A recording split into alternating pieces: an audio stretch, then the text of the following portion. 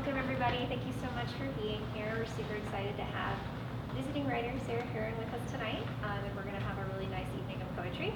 We're going to start off with Christia Madacsi Hoffman, who grew up along the banks of the Mystic River in Mystic, Connecticut, is the author of the poetry collection Intent, which we have on the table back there. Through her Austin-based company, CenterLight Media, Hoffman works as a marketing and editorial writer, graphic designer, and actor. Please welcome Christia.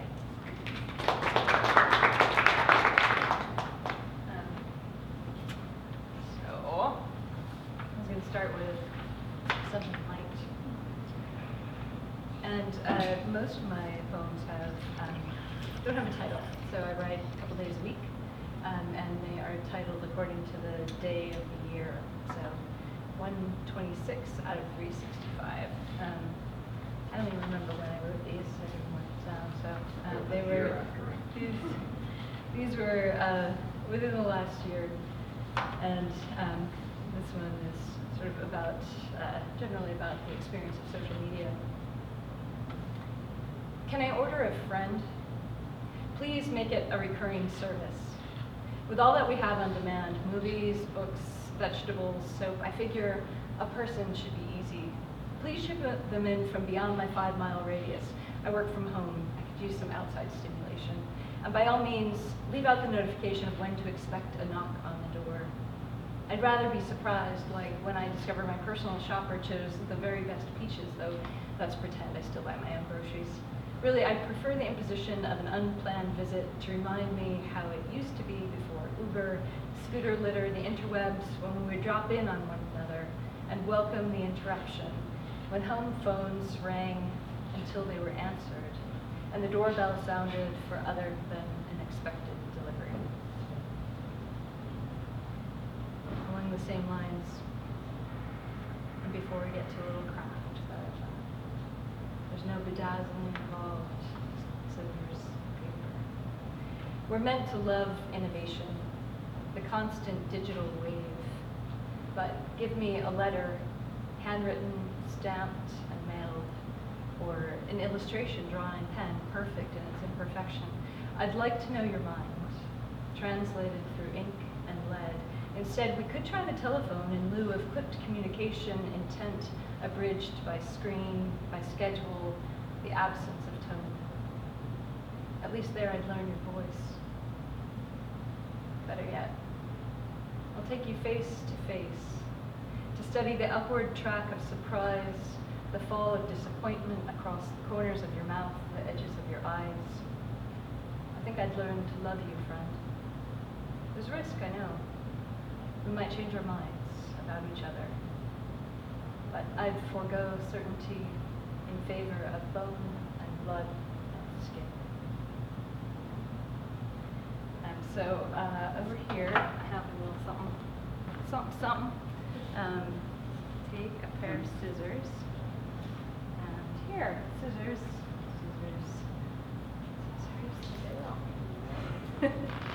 and two of those scissors. Just right over.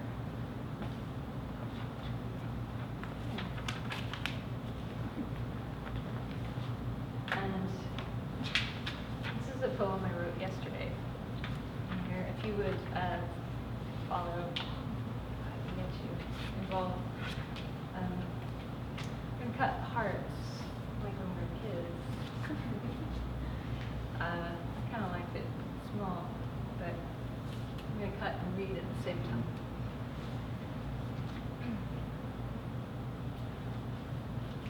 For later, she saved promise, folded into seemingly impossible size, tucked hope into the coin pocket where she kept the shards of a paper heart, the sharp slivers from the center trimmed to shape the globe just right, so that opening felt like flight, wings worth the effort, the awkward ache of blade outgrown, saved with the ephemera of love set free. So this poem is about the idea that we often are looking for some sort of perfect shape in our relationships. And often when we're young, we develop these ideas that love should take look a certain way and act a certain way, and we should be able to take that with us. But a friend of mine I was talking to yesterday asked me about this poem, and people don't often ask me about the meaning behind poems, and I think that's because they just want to develop their own, or they're shy of maybe not knowing what the meaning is.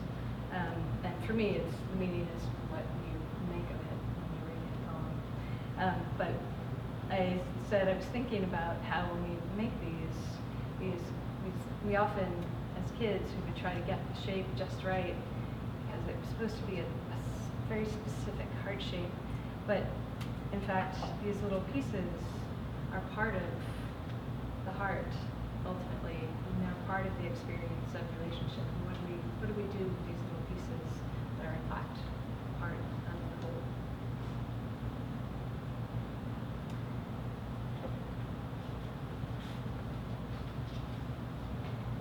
So one of the readers who was originally on the schedule tonight, Amy McAvick, couldn't be here, unfortunately, but I asked her if it was okay if I could read a couple of her poems.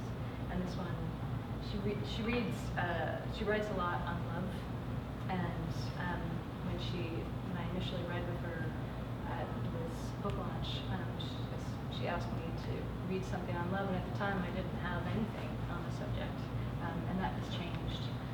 But this one tied in nicely, and welcome to September. This is called Fireflies in September. You think it's bizarre how many fireflies are lighting up this night, moon waxing, like you want magic and nature on the schedule, and I laugh because I feel the dilemma brewing behind the eyes, hear the soul storm crashing. You want to believe, but no one ever gave you permission. No one pressed your heart, the world whispered, yes.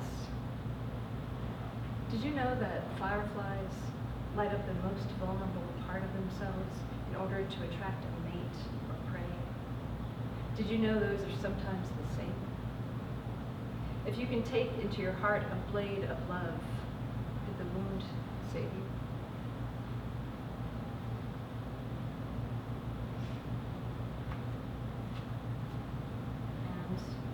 Another from Love Junkie that resonates with me because I was born in 1973. It's a self-portrait circa the late 80s. Defiler of red Converse high-top sneakers with ancient adolescent hieroglyphics. Paint pen. Graffiti artist. Mailer of obsolete postcards and letters. Food court connoisseur. Beneficiary of summer vacations. Spanned lifetimes, brazen spinner of empty bottles and cinnamon banaka aficionado, puddle dancer, roller skating expert and frequenter of malls, school dances, our universe, star and moon hungry, human turnstile of crushes and friendships, passer of notes written in pink ink, daughter of the letter I. Possessor of a 5-speed, I rode helmet free, soldier of war, uniqueness versus the latest fad, girl band guru. Pounder of typewriter keys, spelled out dreams that stained and smudged worse than ink, smuggler of contraband. Cassette tapes, lyric memorizer, act, temporary tenant, queen of the kingdom of clean slates, do-over.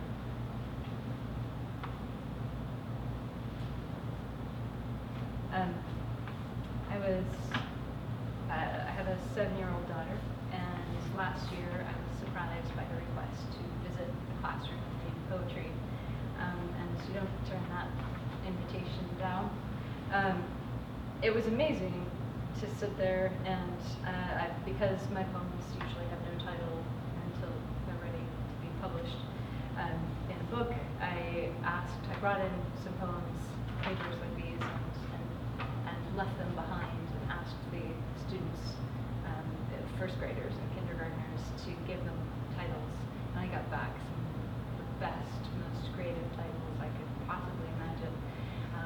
also, in the classroom, there were some amazing questions, and one of them was this. In the classroom, she asked plainly, "How do you know what to write?"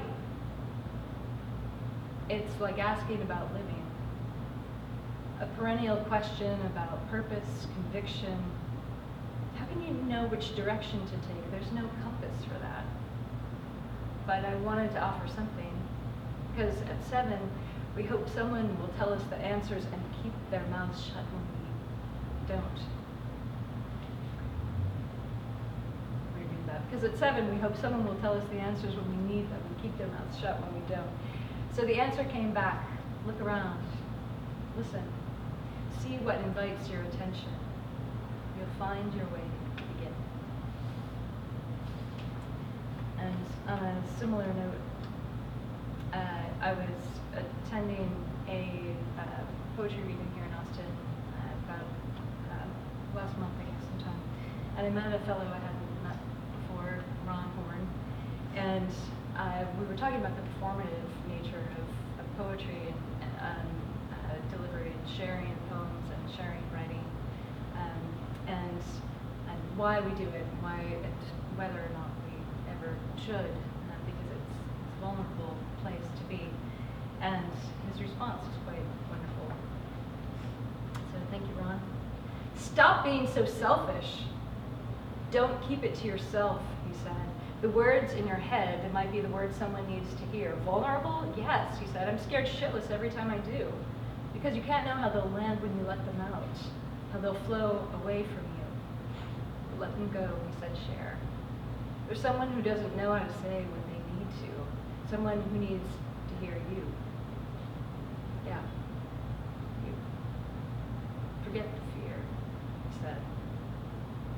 Stop being so selfish. Maybe one more.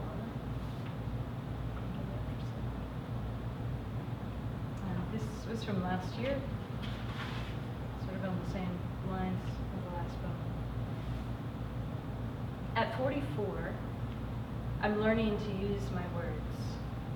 This arose as a result, first, of learning to laugh, not that I didn't know how, just that I wouldn't let it out. For years, didn't think I should take up so much oral space. Laughter is loud sometimes wrongly placed. The difference now is how I let it release.